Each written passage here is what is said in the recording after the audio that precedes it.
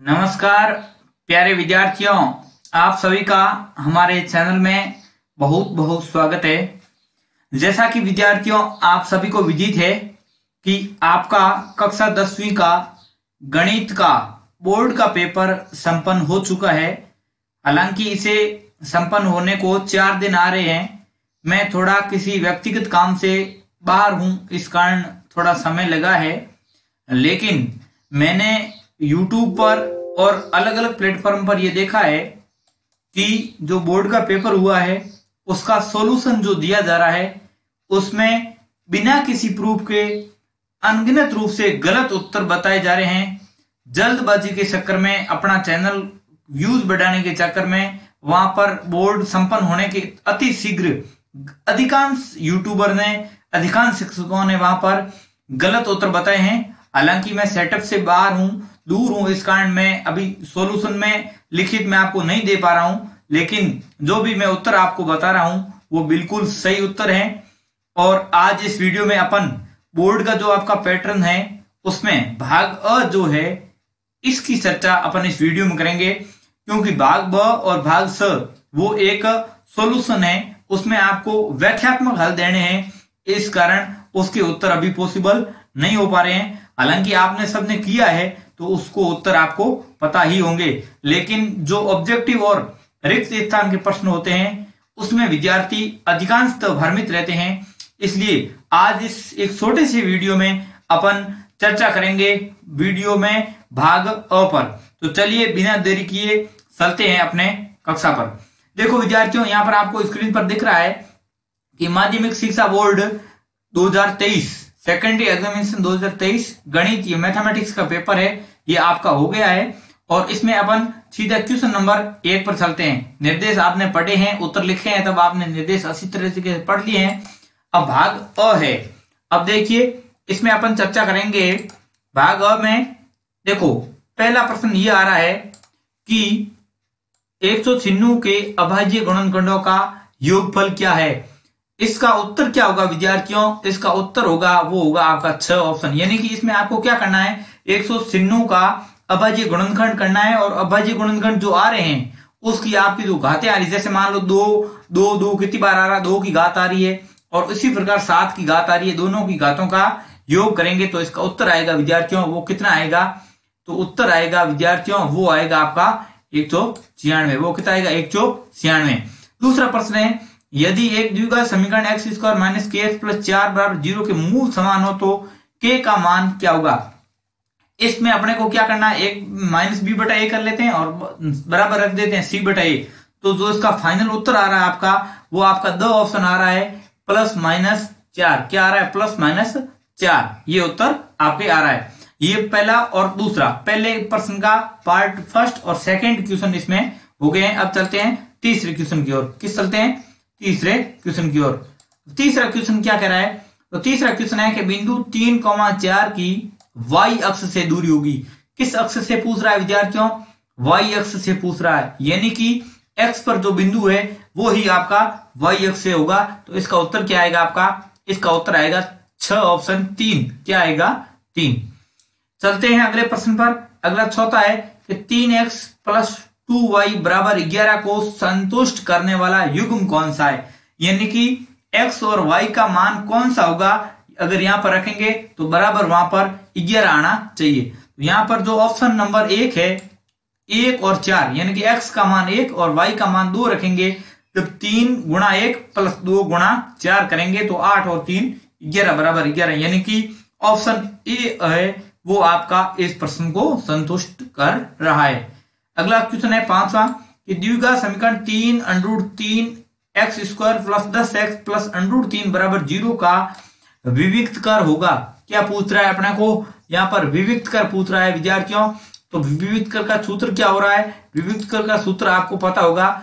विविक्त कर का सूत्र होता है d बराबर किसके बराबर, d बराबर d स्क्वायर माइनस 4ac।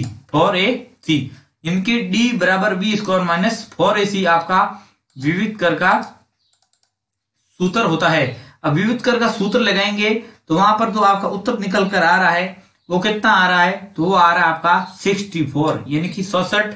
दो ऑप्शन आपका राइट है। कौन सा ऑप्शन? दो ऑप्शन आपका राइट है। चलते हैं अगले प्रश्न की ओर। क्वेश्चन नंबर 6 सामने है आपके। क्वेश्चन नंबर 6 क्या कह रहा है कि यदि 18, a, b, -3 समांतर श्रेणी में हो तो a प्लस b का मान क्या होगा, यानी कि a प्लस b का मान क्या होगा। तो इस प्रश्न का जो आपका उत्तर आएगा वो ऑप्शन नंबर स आएगा, यानी कि इसका उत्तर कितना आएगा, वो आएगा 15। कितना आएगा? 15 इसका उत्तर आएगा। अगला प्रश्न है क्वेश्चन नंबर 7 है कि 3 sec 45 cos 45 का मान, यानी कि आपको टेबल से, आपने टेबल जो किताब में पढ़ी है उस किताब से sec 45 का और cos 45 का मान लिखना है और उसको 3 से गुणा करना है, यानी कि तीनों का जब मल्टीप्लाई होगा तो इसका उत्तर जो फाइनल आएगा वो कितना आएगा, तो फाइनल उत्तर आएगा वो आएगा 3 उत्तर आएगा। कितना आएगा विद्यार्थियों? इसका उत्तर आएगा वो आएगा 3। चलते हैं अगले प्रश्न की ओर। अगला प्रश्न है क्वेश्चन नंबर 8। क्वेश्चन नंबर 8 कि वृत्त की वह जीवा जिसकी लंबाई वृत्त की त्रिज्या से दोगुनी हो। ये प्रश्न मेरी ऑनलाइन कक्षा में भी मौजूद है और मैंने ऑफलाइन में विद्यार्थियों को सीधी लाइन लिखाई थी और वहां पर एक बार छोड़कर 3 बार बोला था कि विद्यार्थियों ये ऐसा प्रश्न बोर्ड में आ सकता है। और मेरे से जो विद्यार्थी ऑफलाइन में पढ़े हैं उन्होंने, एक भी विद्यार्थी ने यह प्रश्न गलत नहीं किया है, सीधा इस पर टिक किया है कि यानी कि जो वृत्त की त्रिज्या से दोगुनी होगी, यानी कि वहां पर स्पष्ट लिखा है कि वृत्त की सबसे जो लंबी जीवा होती है वो वृत्त का व्यास होता है। इसका उत्तर क्या आएगा? इसलिए इसका उत्तर होगा ऑप्शन नंबर ब, व्यास। क्या होगा? व्यास, त्रिज्या का दोगुना। अगला है क्वेश्चन नंबर 2 कि एक वृत्त की त्रिज्या 3.5 सेमी है तो वृत्त की परिधि होगी, यानी कि परिधि का फॉर्मूला भी मैंने ऑनलाइन कक्षा के साथ ऑफलाइन कक्षाओं में भी विद्यार्थियों को सीधा लिखवा रखा है कि 2πr का आपको सूत्र लगाना है और वहां पर आपको सूत्र क्या लगाना है, वृत्त की परिधि का 2πr।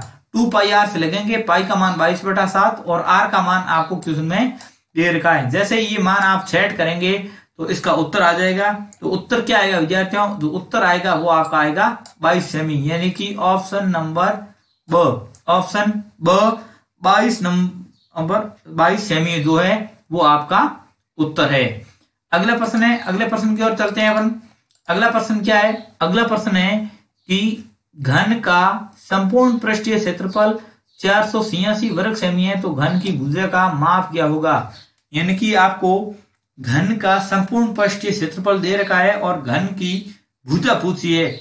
यानी कि घन की भुजा अपने को क्या करना है, घन का संपूर्ण पृष्ठीय क्षेत्रफल का सूत्र लगाना है और बराबर में आपको 486 जो क्वेश्चन में दे रखा है वो रख देना है तो घन की भुजा आ जाएगी। और घन की भुजा कितनी आएगी विद्यार्थियों? तो ऑप्शन नंबर द 9 सेमी आपकी घन की भुजा आएगी। घन की भुजा कितनी आएगी विद्यार्थियों? तो वो आएगी आपके 9 सेमी। चलते हैं अगले क्वेश्चन की ओर। अगला क्वेश्चन है क्वेश्चन नंबर 11। बहुत ही इजी क्वेश्चन है। क्या पूछ रहा है क्वेश्चन नंबर 11? क्वेश्चन नंबर 11 सीधा पूछ रहा है कि बंटन 3, 5, 7, 4, 2, 1, 4, 3 और 4 का बहुलक है। यानी कि बहुलक पूछ रहा है विद्यार्थियों। क्या पूछ रहा है यहाँ पर? बहुलक पूछ रहा है। बहुलक पूछ रहा है, सीधी बात है, जो संख्या जितनी ज्यादा होगी वो ही उसका बहुलक होगा। तो यहाँ पर देख लो सबसे ज्यादा कौन सी आ रही है? 4 है। कितनी बार आ रहा है? 3 बार। तो आपका यहाँ पर उत्तर क्या होगा? ऑप्शन नंबर स उत्तर होगा आपका 4, क्योंकि 4 सबसे अधिक बार आया है। उसके बाद क्वेश्चन नंबर 1 का 12वां उप क्वेश्चन है। वो क्या कह रहा है कि एक पासे को फेंकने पर 4 से बड़ा अंक आने की प्रायिकता ज्ञात कीजिए। विद्यार्थियों आपको पता है, आपने पढ़ा है कि जब एक पासे को फेंकते हैं तो कितने परिणाम होते हैं? कुल कितने परिणाम होते हैं? 6 परिणाम होते हैं। कितने होते हैं? 6। अब 4 से बड़ा अंक पूछ रहा है तो 4 से बड़ा अंक कौन कौन से? एक तो 5 हो सकता है और एक 6 हो सकता है। यानी कि कुल परिणाम कितने आ रहे हैं? कुल परिणाम अनुकूल परिणाम कितने आ रहे हैं? 2। और कुल परिणाम कितने हैं? कुल परिणाम है 6। यानी कि 2/6 ऐसा ऑप्शन नहीं है। इनको काटेंगे तो उत्तर क्या आएगा? उत्तर आएगा 1/3। क्या आएगा? 1/3। यानी कि ऑप्शन ब 1/3 आपका सही उत्तर है। चलते हैं अगले क्वेश्चन की ओर। क्वेश्चन नंबर 2 कौन सा है? Question number 2। क्वेश्चन नंबर 2 क्या कह रहा है? निम्नलिखित प्रश्नों के रिक्त स्थानों की पूर्ति करते हुए उत्तर पुस्तिका में लिखिए। यानी कि आपको रिक्त स्थान की यहाँ पर पूर्ति करने के लिए बोल रहा है। किसकी पूर्ति करनी है? रिक्त स्थान की पूर्ति करने के लिए बोल रहा है।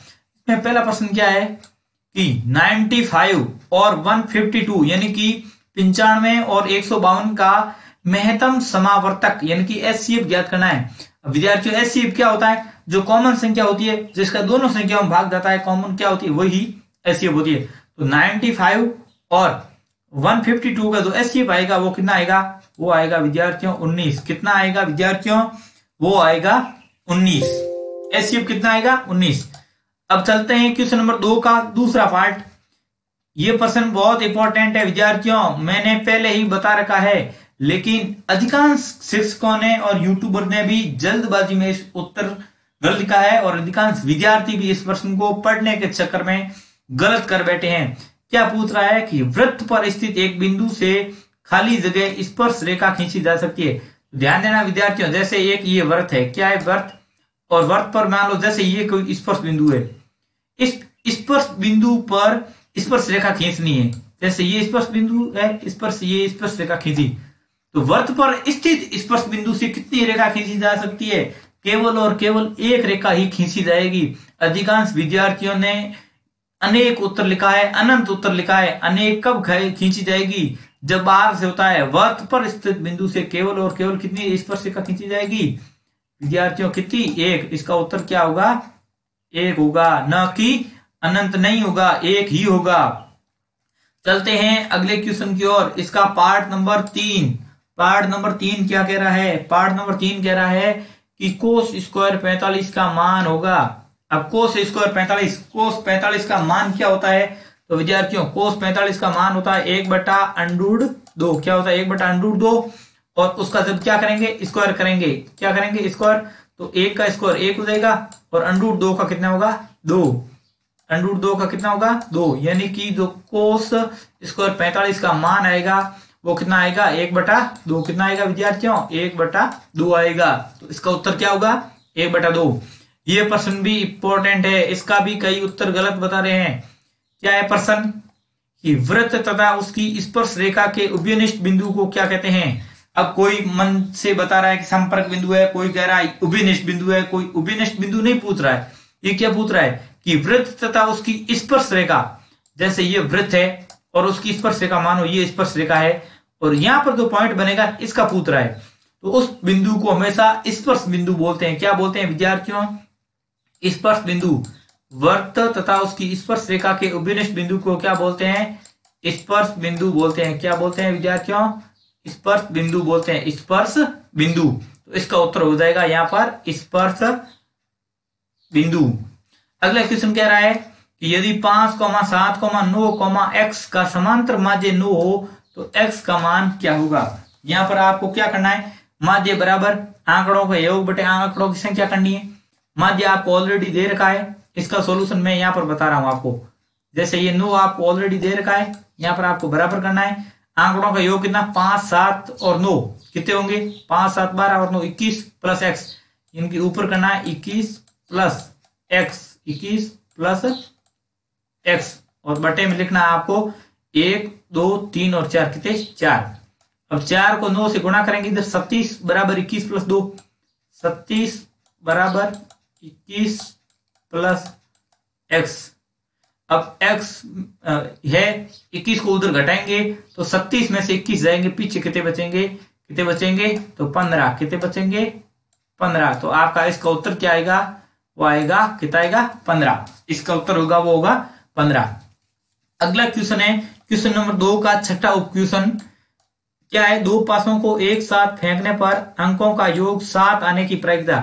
अब 2 पासों को एक साथ फेंकेंगे तो कुल परिणाम कितने आएंगे विद्यार्थियों? तो कुल परिणाम तो आ गए 37। कितने आ गए? 37। और अंकों का योग कितना पूछ रहा है? अंकों का योग पूछ रहा है 7। अब प्रत्येक में एक, जैसे 1 + 6, दूसरे में 2 + 5, तीसरे में 3 + 4, चौथे में 4 + 3, ऐसे करके जो अनुकूल परिणाम आएंगे वो आएंगे 6 और कुल परिणाम आएंगे वो कितने आएंगे? 37। तो 6 और 37 काटेंगे तो 1/6, यानी कि इसका उत्तर कितना आएगा आपका? 1/6। तो ये 2 क्वेश्चन आपके पार्ट ए, भाग ए के 2 प्रश्न आपके कंप्लीट हो चुके हैं। चलते हैं तीसरे क्वेश्चन की ओर। और जो तीसरा क्वेश्चन है वो पार्ट अ का आपका अंतिम क्वेश्चन है। देखिए इधर देखिए, अब ये क्या कह रहा है, इसमें आपको कह रहा है कि के किस मान पर समीकरण युग्म 3x + 2 = 0 और के x + 5y = 0 के अनंत हल होंगे। अब अनंत हल कब होंगे, जब दोनों मान क्या होंगे, दोनों मान होंगे बराबर, दोनों मान होंगे बराबर, तब क्या होगा समीकरण हो।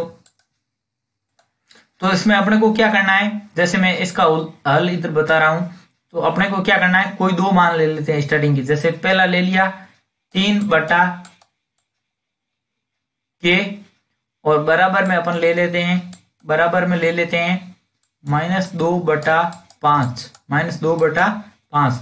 वज्र गुणा करेंगे, ये इधर जाएगा, ये इधर जाएगा, 5 और 3 कितने होंगे 15 बराबर -2k।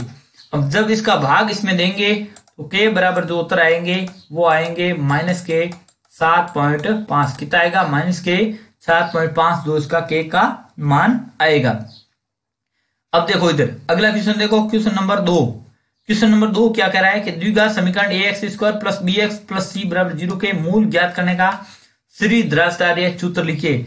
अब क्या कह रहा है, श्रीधराचार्य सूत्र कह रहा है, किसका कह रहा है, श्रीधराचार्य का सूत्र कह रहा है। अब श्रीधराचार्य का सूत्र कह रहा है, तो इधर देखो मैं आपको श्रीधराचार्य का सूत्र बता रहा हूं, इधर देखिए। अब श्रीधराचार्य सूत्र क्या है, वो होता है -b + -b +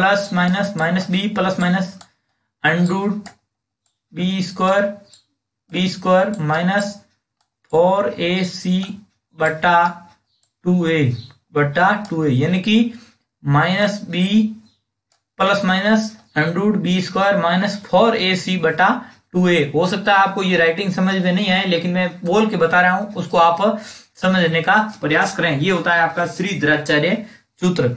अगला प्रश्न है आपका क्वेश्चन नंबर 3 कि किसी समांतर श्रेणी एपी का प्रथम पद ए एवं सार्वंतर डी हो तो पांचवा पद क्या होगा। यानी कि इसमें भी आपका एक फॉर्मूला ही बन रहा है कि पांचवा पद क्या होगा। तो देखो इधर पांचवें पद का सूत्र होगा a5 बराबर a + 4d, a + 4d, a5 बराबर a + 4d। ये होगा आपके पांचवें पद का फॉर्मूला। अगला क्वेश्चन पर चलते हैं। अगला क्वेश्चन क्या कह रहा है, अगला क्वेश्चन ये कह रहा है कि समरूप आकृतियों को परिभाषित कीजिए। समरूप का मतलब होता है जिनका आकार समान हो सकता है, रूप समान हो सकता है, लेकिन मान समान होना जरूरी नहीं है। सर्वांग सम होते हैं, उनका मान भी समान होता है, लेकिन समरूप आकृतियों का क्षेत्रफल और मान वगैरह को समान होना, परिमाप समान होना जरूरी नहीं है, लेकिन उनका रूप समान होता है। जैसे 1:2 हो सकता है, 2:4 हो सकता है, लेकिन उनका मान समान होना जरूरी नहीं होती है। वो ही कौन होती है, वो होते हैं समरूप आकृतियां होती हैं। अगला क्वेश्चन है इसी का, कौन सा है, अगला क्वेश्चन इसी का है पांचवा। कौन सा क्वेश्चन है, पांचवा। पांचवा क्वेश्चन क्या कर रहा है कि 2tan 30 डिग्री बटे 1 - tan स्क्वायर 30 डिग्री का मान ज्ञात कीजिए। यानी कि ये क्वेश्चन भी आपके त्रिकोणमिति से सीधा आया है। अगर आपको त्रिकोणमिति की टेबल याद थी तो ये क्वेश्चन भी आपने गलत नहीं किया है। यहाँ पर आपको क्या करना है, tan 30 का मान लिखना है और 1 - यहाँ भी tan 30 का मान लिखे उसका स्क्वायर करना है। अब tan 30 का मान क्या होता है वो आपको पता होगा, 1/√3 होता है। इसको जब अपन फाइनल सॉल्व करेंगे तो इसका उत्तर क्या आएगा, इसका उत्तर आएगा वो आएगा √3। क्या आएगा, √3 आएगा। चलते हैं नेक्स्ट क्वेश्चन की ओर। नेक्स्ट क्वेश्चन है इसका क्वेश्चन नंबर 6।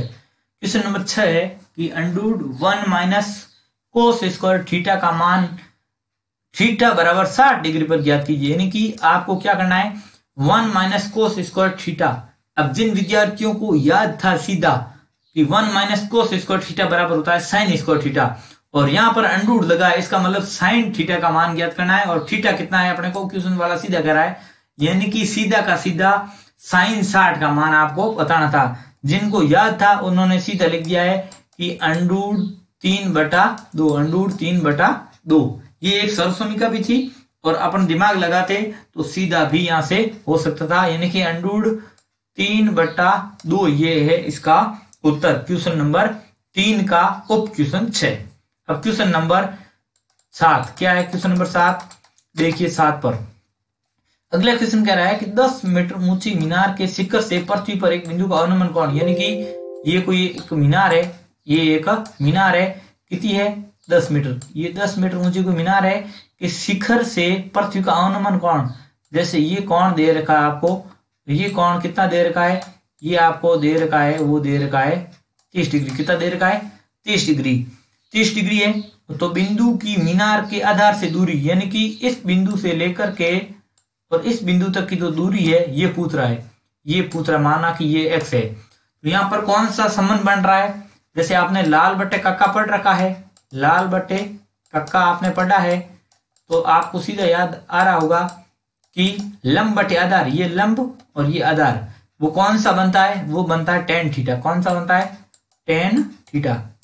tan थीटा बन रहा है। अब tan थीटा में क्या होता है? देखो tan थीटा है 10 बट्टे x बराबर tan कितना है? 30 देर का। tan 30 का मान कितना होता है? 1/√3। कितना होता है? 1/√3।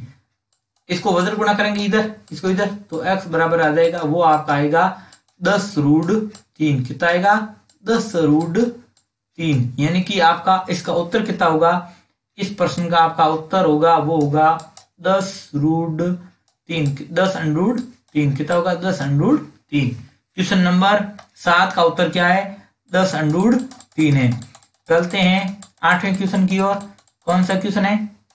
8वें क्वेश्चन की ओर चलते हैं। 8वां क्वेश्चन चलते हैं। देखो इधर 8वां क्वेश्चन, इधर से मैं इसको रिमूव कर रहा हूं ताकि आपको आसानी से समझ में आ जाए। इसको मैंने यहां से रिमूव कर दिया। अब देखो 8वां क्वेश्चन कह रहा है, 8वां क्वेश्चन कह रहा है एक ऊर्ध्वाधर सड़क की लंबाई तथा इसकी छाया का अनुपात 1:3 है। ये सेम क्वेश्चन है। सेम जैसे मान लो ये है कोई, जैसे मैं इसको ऐसे बना रहा हूं, जैसे ये कोई सेम है। अब क्या कह रहा है? पहले कह रहा है ऊर्ध्वाधर, ऊर्ध्वाधर का कितना है? 1, और छाया मतलब इसकी कह रहा है इसका कितना है? √3। तो सूर्य का उन्नयन कोण, यानी कि ये कौन है आपको? ये x है, माना कि ये आपको यहाँ पर ज्ञात करने के लिए बोल रहा है। तो सेम वही tan थीटा बराबर लाल बटे का लगाना है, तो 10/√3 करेंगे तो √3 ऊपर जाएगा, तो ये कितना आ जाएगा? तो ये आ जाएगा आपके यहाँ पर 30 डिग्री कोण। कितना आएगा? 30 डिग्री कोण। कितना आ जाएगा विद्यार्थियों? 30 डिग्री, क्योंकि tan थीटा बराबर आएगा 1/√3 आएगा, और 1/√3 किसका मान है? तो वो है tan 30 का। तो इसका उत्तर क्या हो जाएगा? इसका हो जाएगा कौन हो जाएगा? वो थीटा बराबर हो जाएगा 30 डिग्री। कितना हो जाएगा विद्यार्थियों? 30 डिग्री। ये हो जाएगा 30 डिग्री आपका कौन हो जाएगा। चलते हैं 9वें क्वेश्चन की ओर। 9वां क्वेश्चन क्या कह रहा है कि 5 सेमी त्रिज्या लेकर एक वृत्त बनाइए तथा केंद्र O से 5 सेमी दूर स्थित बिंदु P से वृत्त की 2 स्पर्श रेखा खींचे और उसका मान ज्ञात कीजिए। चलिए इसका भी आपको करके बताते हैं कैसा होगा। ये भी, इसको भी मैं सॉल्यूशन देने का आपको प्रयास कर रहा हूं। देखो इधर क्या होगा? एक लेना है वृत्त, माना कि ये एक वृत्त है, और केंद्र से कितना सेमी का है? माना कि ये 3 सेमी का, और इधर भी कितना ले सकें? ये भी 3 और ये भी 3 सेमी का है, और केंद्र से 5 सेमी दूर, माना कि ये केंद्र है और इससे ये कितना 5 सेमी दूर है। ये कितना है? ये 5 सेमी दूर। 5 सेमी दूर स्थित बिंदु P, ये बिंदु P है और ये बिंदु O है केंद्र। यहां से स्पर्श का एक इस पर और एक इस पर खींचनी है, खींचिए और उसका मान। अब देखो ये यहां से यहां तक 3 और यहां से यहां तक कितनी है? 5, तो यहां पर कितनी बनेगी? 4। पाइथागोरस प्रमेय, कर्ण स्क्वायर बराबर आधार स्क्वायर प्लस लंब स्क्वायर। एक 3 है, दूसरी 5 है, तो ऑटोमेटिक तीसरी कितनी बनेगी?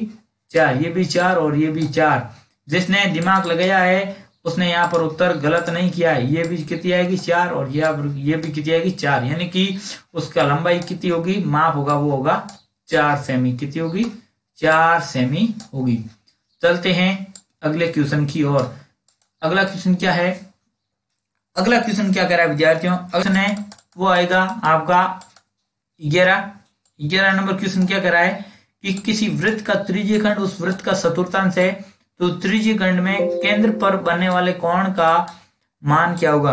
अब क्या कह रहा है? ये एक वृत्त है, वृत्त का त्रिज्यीय खंड उस वृत्त का चतुर्थांश है, मतलब चौथा हिस्सा है। जैसे ये एक चौथा हिस्सा है, ये एक वृत्त का केंद्र है, बिंदु ओ मान लेते हैं, और ये एक इसका चौथा हिस्सा है।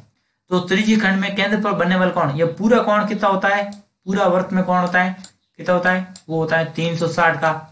360 में ये कौन सा भाग है, चौथा, 4 का भाग देंगे तो ये कितना आएगा, तो ये कोण आ जाएगा आपका, वो कितना आएगा, वो आएगा आपके 90 डिग्री। कितना आएगा, ये कोण आएगा आपका 90 डिग्री, समकोण आएगा 90 डिग्री। कितना आएगा, 90 डिग्री। लास्ट और अंतिम भाग अ का अंतिम क्वेश्चन ये है, और इसको ध्यान से समझना। अधिकांश विद्यार्थी भाषा समझ नहीं पाए और प्रश्न गलत कर दिया है। जिन्होंने इंग्लिश लैंग्वेज पढ़ी है वो बिल्कुल इस प्रश्न को भी सही करके आए हैं। क्या है प्रश्न, देखो इधर ये प्रश्न कह रहा है कि 80 प्रकार से फेंटी हुई 52 पत्तों की एक गड्डी में से एक पत्ता निकाला जाता है। कुल पत्ते कितने हो गए, 52, यानी कि कुल परिणाम हो गए 52। कुल परिणाम कितने, 52। इस पत्ते के देहला होने की प्रायिकता ज्ञात कीजिए। विद्यार्थी ये देहला भला क्या है, इसको नहीं समझ पाए, है ना विद्यार्थियों, मैं सही कह रहा हूं ना। अगर आपने भी इस प्रश्न को गलत किया है तो कमेंट जरूर करें, शर्माने की कोई बात नहीं है, सीखोगे। आज से ध्यान रखना, यहाँ पर अगर आपको हिंदी समझ नहीं आ रही थी तो यहाँ पर आपको देखना था, यहाँ पर स्पष्ट लिखा हुआ है 10, देहला का मतलब 10। अब विद्यार्थियों 52 पत्तों में से 10, यहाँ देहला कितनी होती है, टोटल 4 होती है, पत्ते की एक होती है, यानी कि अनुकूल परिणाम कितने आएंगे, 4, यानी कि 4/52। और इसको आप जब काट कर लिखेंगे तो वो आएगा आपका 1/13। क्या आएगा, 1/13। ये उत्तर किसका, 1/13। इस अंतिम क्वेश्चन का उत्तर है 1/13। तो ये विद्यार्थियों अपना भाग था जिसको अपन ने समझा है, और प्रत्येक प्रश्न को अपन ने सॉल्व करने का भी प्रयास किया है, जिससे आपको एक समझ विकसित हो सके और अपन को पता चल सके कि ये प्रश्न आखिर हुआ है तो किस प्रकार हुआ है।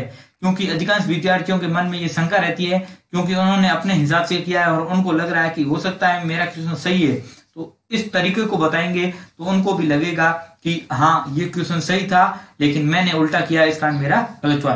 तो विद्यार्थियों आज का वीडियो यहीं तक रखेंगे, क्योंकि ज्यादा वीडियो लंबा नहीं करेंगे, और आप इसको मिलाएं और उसके बाद कमेंट जरूर करें कि आपके पेपर में 80 में से कितने नंबर आ रहे हैं। मैं आशा करता हूं आज का वीडियो आपको पूरा समझ में आया होगा, और आपको भविष्य के लिए बहुत बहुत शुभकामनाएं। आशा करता हूं आपका परिणाम बहुत अच्छा आएंगे और आप अच्छे अंकों के साथ कक्षा 11वीं में प्रवेश लेंगे।